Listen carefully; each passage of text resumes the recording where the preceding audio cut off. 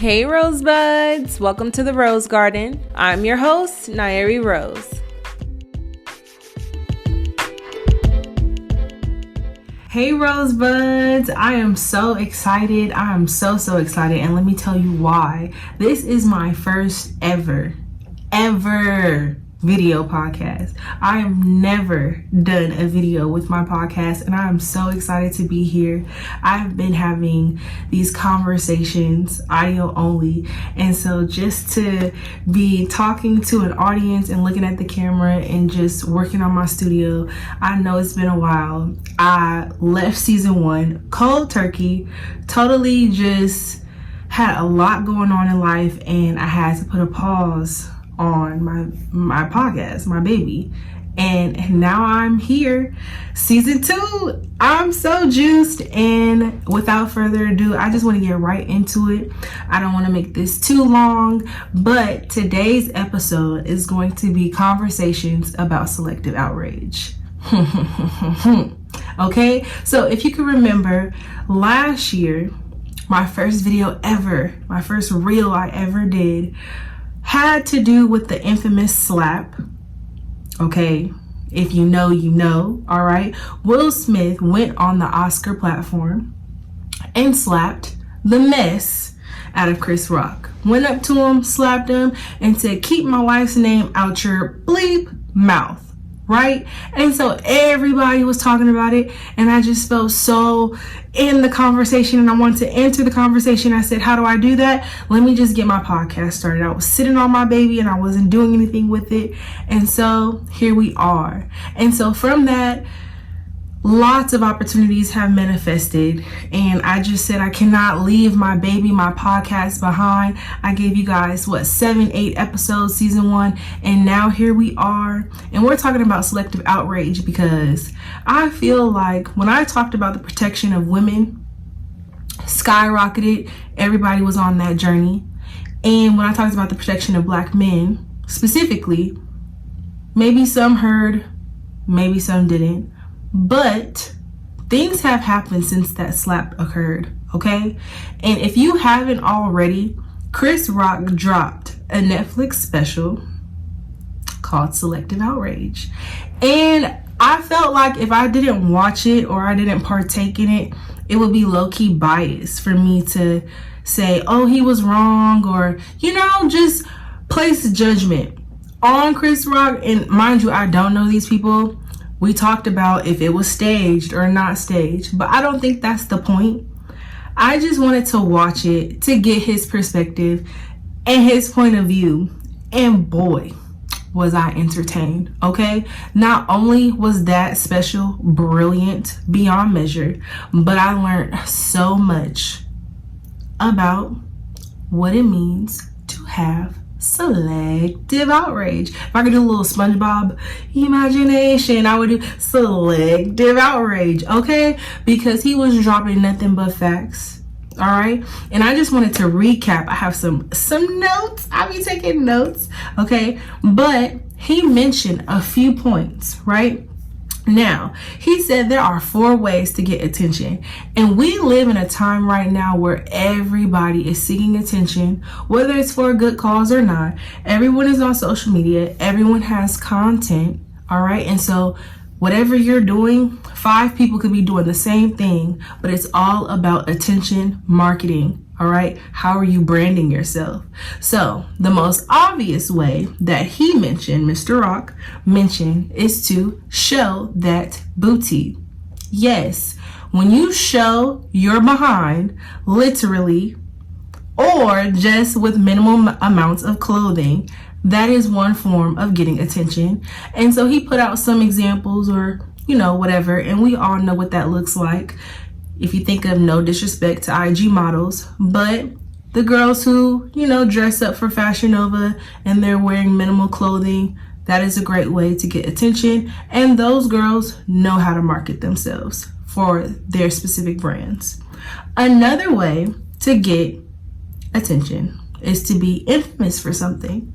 And so when he talked about infamy, he mentioned about Dave Chappelle had an attacker who attacked him. And I just feel like I'm very much about spirituality, and I talked about this a little in season 1, but just in general, since COVID and quarantining and post-COVID, there has been an enormous amount of mass shootings and just harm and craziness, chaos, wreaking havoc over our country and throughout the world.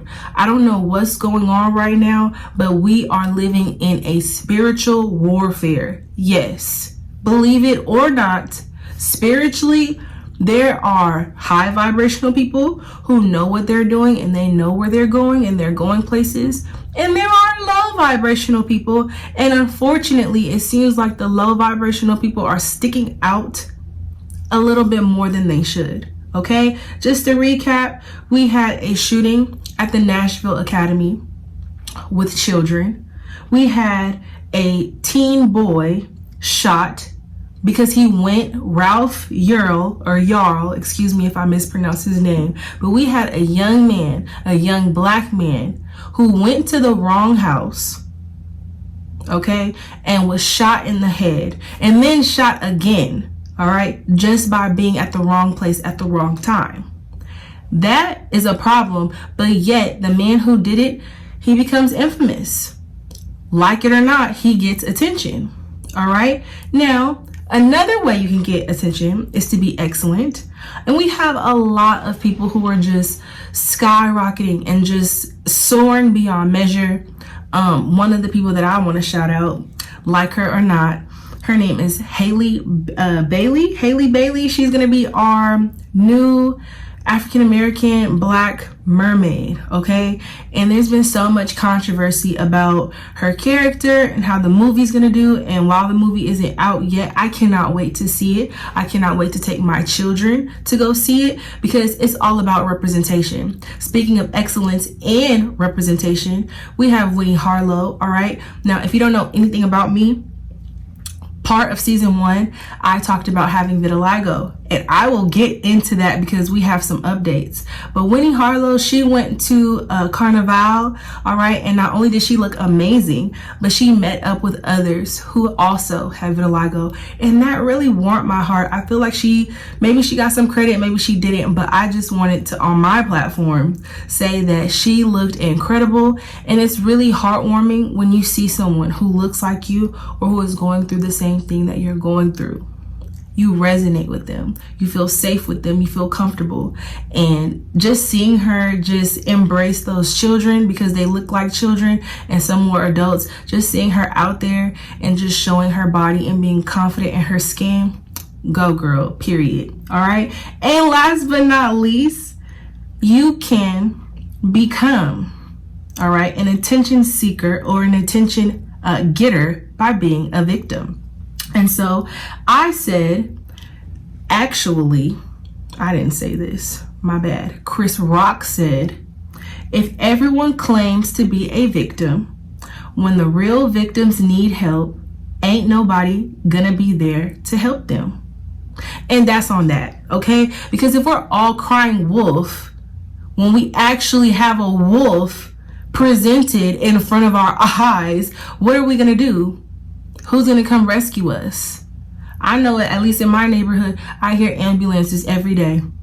And you don't know what they're responding to, okay? I've heard crazy things and I've seen crazy things. I just went hiking and I was going hiking and someone got to the top, and now maybe they were feeling like, I can't do this right now. Maybe they got hurt or injured, but at least from what I saw is they had the firefighters go and climb up the mountain, put them on a stretcher, bring them down the mountain, and then when they got to the baseline, to the floor, to the ground, they got off the stretcher, got in their car, and said, all right, thank y'all, I'm going home. I'm out. All right, so everyone right now is a victim in some way. But I feel like if you've experienced any form of trauma, because I know I have, and I will get into it, okay, but not right now. If you've experienced any form of trauma, all right, instead of saying that you're a victim, I like to replace that word and say I'm a survivor. Whatever I've been through, I've survived. I've come so far in my journey to where I don't want to victimize myself. I don't want to victimize my struggle nor my story. So these are the things that I have survived, and these are the things that I have overcome. You see how I did that? So you always want to make sure that you are not always a victim, and you can come up out of that. It's sometimes, believe me, I understand. Sometimes it's hard to get out of that victim space. It's really difficult at times because you're just like, I'm a kind-hearted person. I work hard. I take care of others. Why do these things keep happening to me? And let me tell you why.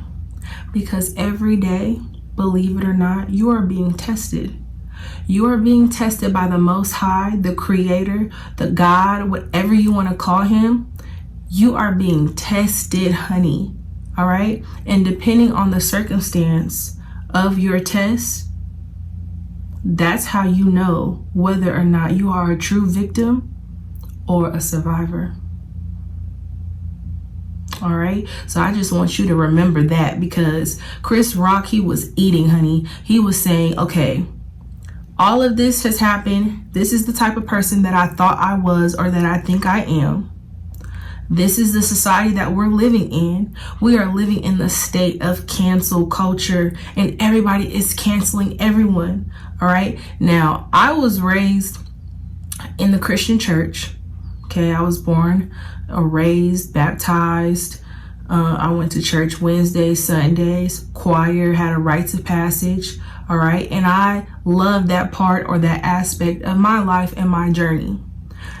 One of the things that I do remember in reading the Bible and understanding the Bible is there is a verse that says, "Let he who is without sin cast the first stone." And what I'm seeing is a whole bunch of people who are sinners throw stones. And they be just throwing them. And I'm like, what is going on here?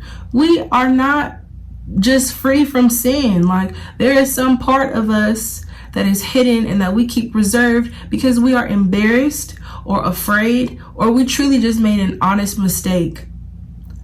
But we have to acknowledge those mistakes, move forward, move past them, and then be good people. Do unto others, ... So I'm just saying, with that, he got my life, and he talked a little bit about the entanglement, and I agree. It wasn't him who started it. You can't dish it if you cannot take it. And so he made a joke. And while Will went to go protect his wife, he is correct. Everyone was laughing, including Will. But when he saw his wife, he was uncomfortable. Now, granted, I'm a wife, so if I was uncomfortable, I would want my husband to react, but it's the manner in which you react to any situation. All right. And a real man, woman, you never lose your composure. You have to keep your composure in the midst of difficulty. Easier said than done. I know. But you have to be able to keep your composure, because then if you don't, you let people have control and power over you. And the only one who should be able to control you is who? You. All right. Okay. Give it up. All right. So I just wanted to talk about the fact that I did go MIA. I want to just bring it back. And I believe that there is power in distancing yourself from social media. There are so many benefits, all right, to just taking a breath and taking a step back and disconnecting, because there's so much information on social media that it's just easy to consume all of it. And then 3 months go by and you haven't focused on yourself. And then another 3 months go by and you haven't focused or given any attention to your actual goals and your plan. What is your plan in life? What do you plan to do while you're on this physical realm at this point in time? Because we all know tomorrow is not promised, right? So some of the benefits that I said just from taking a break from social media is being able to goal set. Number one, I was able to make a lot of goals. All right, especially as it pertains to this podcast and what I want to do with my platform. And now it's not all like set in stone. All right, I don't have everything, just figured out, but I do know that if I tap into my higher self and I tap into the woman that I want to be and the dreams that I see for myself, that they are achievable. I can reach those goals, but with any goal, it takes hard work, dedication. We know that. Also, you stay focused, more focused on what's going on in your actual life and your reality. We get really focused on like celebrities and celebrity gossip and what this person and that person is doing and who's beefing and who's arguing and who's rapping and subliminals and all these things, and they're just distractions. For me, it's distractions. Now, granted, when I told somebody, they were like, oh, what's your social media? What's your social media? And I was like, oh, I deactivated my social media. I just think it's a distraction. They said life is a distraction. Okay. And I feel that, I get it, but at least I can have some form of control on what I find to be a distraction and just take a break and just censor all of the noise, because that's my next point, is censorship. Censorship is so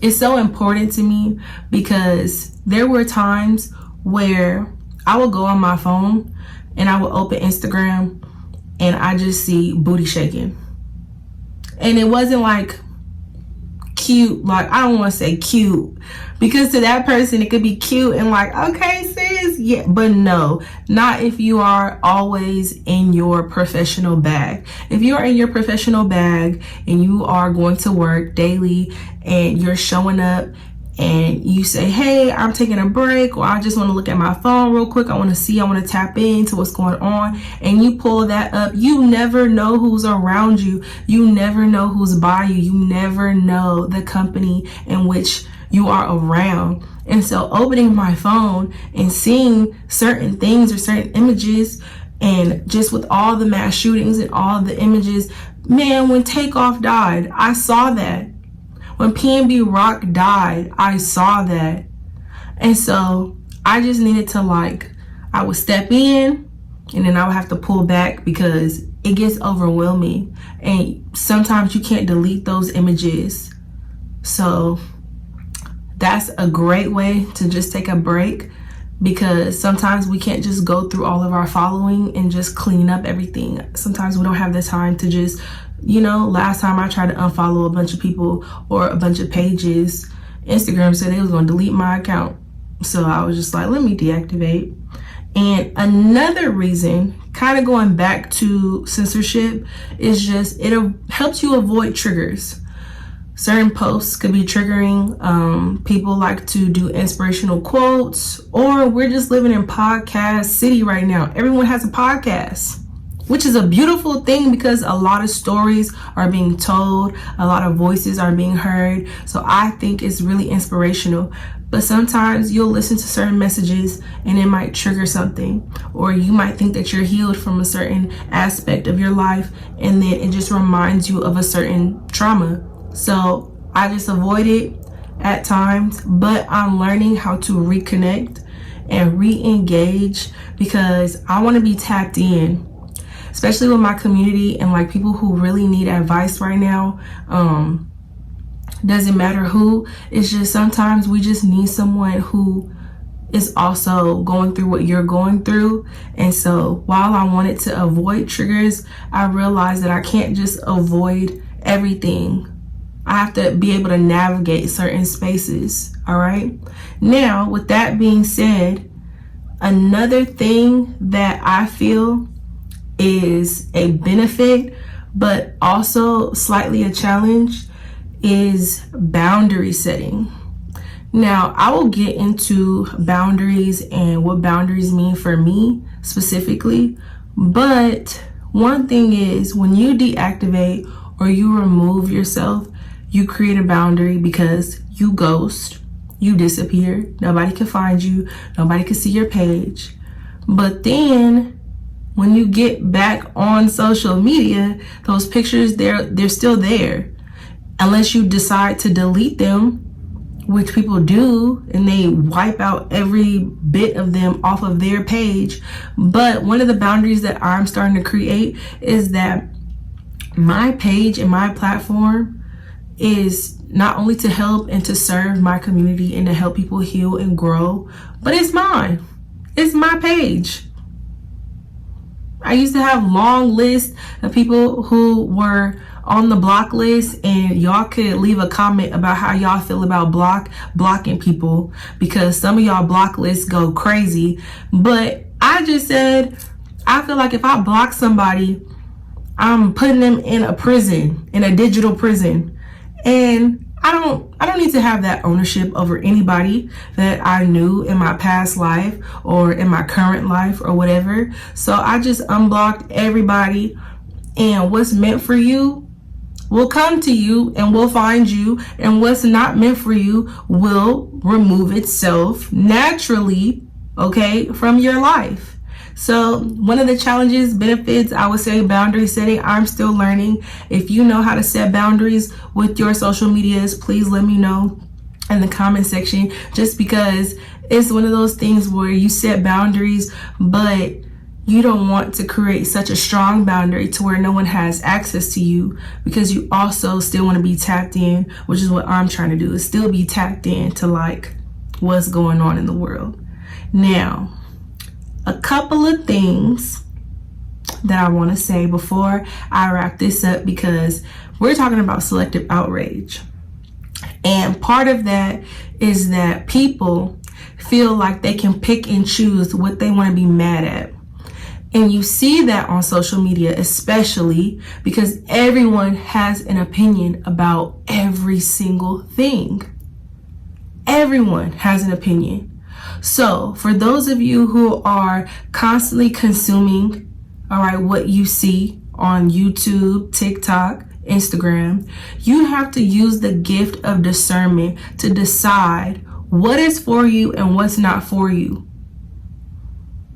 Whether it's a conspiracy theory or not, if you stay stuck in someone else's content and someone else's life journey, you will lose track of time. Believe me, I've seen it happen, all right? We are going through so many changes and transitions that all of what you see is basically a distraction to me. And if you're getting so upset about something to where it's taking over your body, then you shouldn't be engaging. In fact, you need to disengage. Like right now, something that's going on that people have different opinions on, Jamie Foxx, right? Something happened. He had a medical emergency. He's not posting anything. And so people are getting angry and frustrated. People are thinking that he's dead and being cloned. Like, all of these crazy things are being said. People have selective outrage on whether or not they feel like he owes them a picture in the hospital or a check-in. Or why does it matter? Why does it matter? If it does not affect your life directly, then it should not concern you. Okay? If you hear the trash can people are going by. So there's that. But if it does not affect you directly, then it should be none of your concern. In the words of Janae Aiko, okay, it's not your concern anymore. It's none of it. All right? You have to know whether or not something is for you or not, and then move on. Move forward. It's okay to have an opinion, but don't get stuck arguing with the lady in Target about whether or not Jamie Foxx is alive or not, because it's none of your concern. You don't know, okay? And the man could really be playing picket ball or whatever it is, living his best life. okay? Just like we was caught up in Will Smith and Chris Rock and then the entanglement with Jada, it's none of your business. All right, because when I said it's a spiritual war, a warfare going on, that's exactly what I meant. Because if you don't know what that equivalates to, genders are being put against each other. Men and women are being put against each other. Men are trying to define the roles of a woman. Women are trying to define the roles of a man.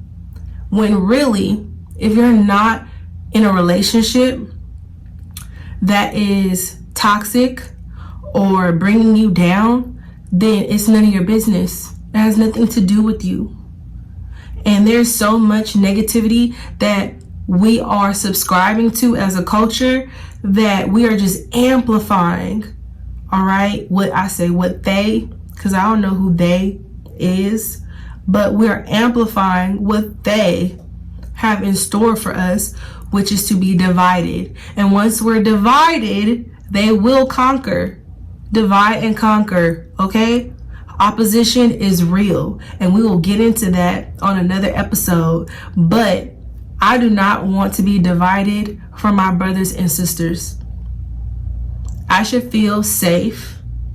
I should feel protected, not just with my immediate family, but just walking out into the world that I live in. I should feel like when I go outside, if somebody was to turn up on me for no reason, that somebody else would have my back just as I would them. Because my intention is never to see someone else get hurt. And someone could be saying, oh, that's going out the way. I'm minding my business. Yeah, but minding your business sometimes is not the best result, because we live in a time where when somebody is getting hurt, everyone's pulling out their phones. I see it all the time, especially with these teenagers in school. They are so angry. Some of them, not all of them, but a lot of them are holding a lot of anger and a lot of passion. And then when they get to the point of fighting, they're ready to draw blood. Draw blood. All right. And we could say, oh, well, that's on their parents and it starts in the home, but not necessarily. Some of it is what they see on their phone, on social media. Okay. With that being said, I just want to quickly just say thank you to all the people who continue to support me despite me being gone. I know that it was a trying time for us all. We all get busy, and I know that the main thing in having any business is being consistent, all right, and never giving up on your business or your goals. And so I did not give up. I just had a few things that I needed to do, all right, and a couple of milestones that I reached, aka graduating college, okay? Whoop whoop, because we did it. We did that. Officially becoming a teacher. I'm so excited because I feel like that's my purpose, is just helping out children, helping out others. And so just to be able to be part of that and have a career for myself, such a huge milestone. And I'm still doing all of this while trying to maintain a safe space for the Rose Garden. So I just want to say it's almost been a year since I posted or done anything. And even in that, I had daily people listening to previous episodes and podcasts. And just that was everything to me, because you guys listening and supporting was the reason why I'm on this mic right now. Like tapping into what I had going on, even though I wasn't tapping into myself, that was all the reason for me to say, you know what? We're not going to give up on this. We're going to keep going. All right. So with that being said, okay, because you know I like to wrap it up. All right. Again, please subscribe to this channel, like, comment, share, post, tap into the Rose Garden at the Rose Garden Podcast. Okay. Nyeri Rose here. I am just so blessed to be on this microphone right now, to be talking to you guys right now. And just always remember, when life gives you thorns, search for roses. Peace.